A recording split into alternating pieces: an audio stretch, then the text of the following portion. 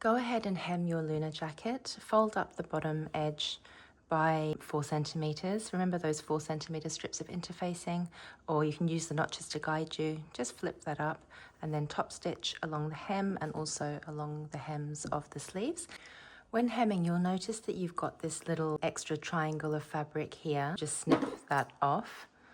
Ideally, a pattern should really account for the hemming in the pattern itself, so the pattern piece should really look like that to begin with, but I suppose it's not a big deal to also just trim at this stage as well.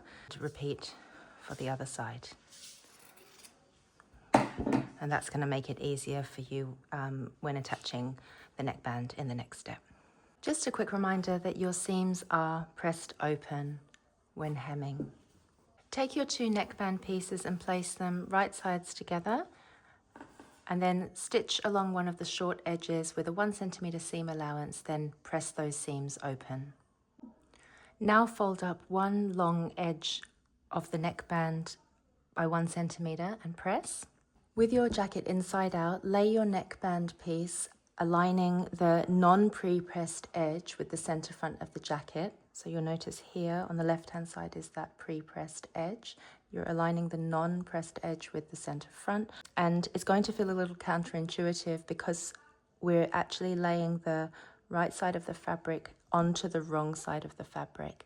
Normally in sewing, we're used to putting right sides together. In this particular neckband construction method, we're asked to put the pieces around this way because essentially what's going to happen when we stitch along that center front line is that then we will flip this neckband over to the right side, and that will be stitched in place like that, encompassing all raw edges. So it's going to give a really nice and neat finish.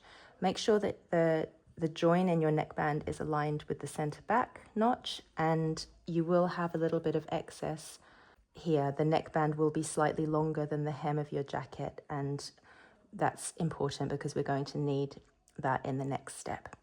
Now that that's all pinned in place with notches aligned, centered at the center back there, and with 1 centimeter extending beyond the hem edge, you can go ahead and stitch around with a 1 centimeter seam allowance.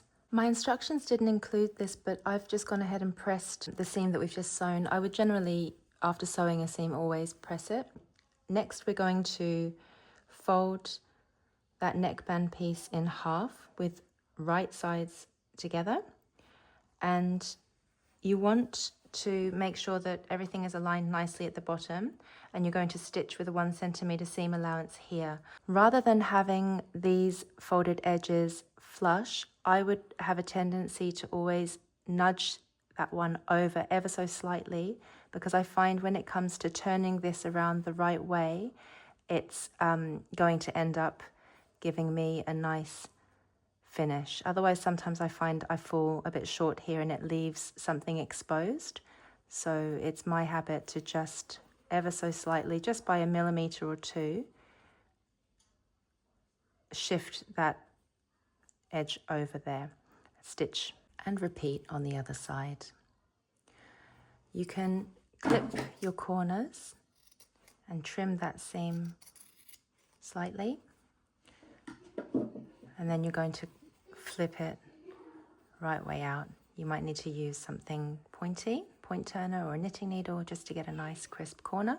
You can also take a pin and just gently tease out that corner until you get a nice shape. And that's how it should look.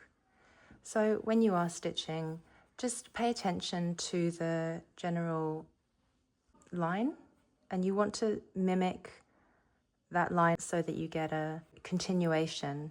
And here you can see what I mean about things being exposed. If you don't overextend slightly, like I mentioned previously, then it can leave things poking out, which looks unsightly, especially when this is going to be the right side, the front, the focal point, if you will, of the jacket. So this is an important step to get right so that everything looks neat and balanced. Once you've done that, go ahead and press that neckband in place. As you're going around pinning, you're aiming to have this folded edge just slightly beyond the stitch line so that it is concealed. Edge stitch all the way around and then give your garment a final press. And there you have it, one finished lunar jacket. I hope you found this sew along helpful. Good luck with your jackets, everyone. Please do share your finished makes with me over on Instagram. Bye for now.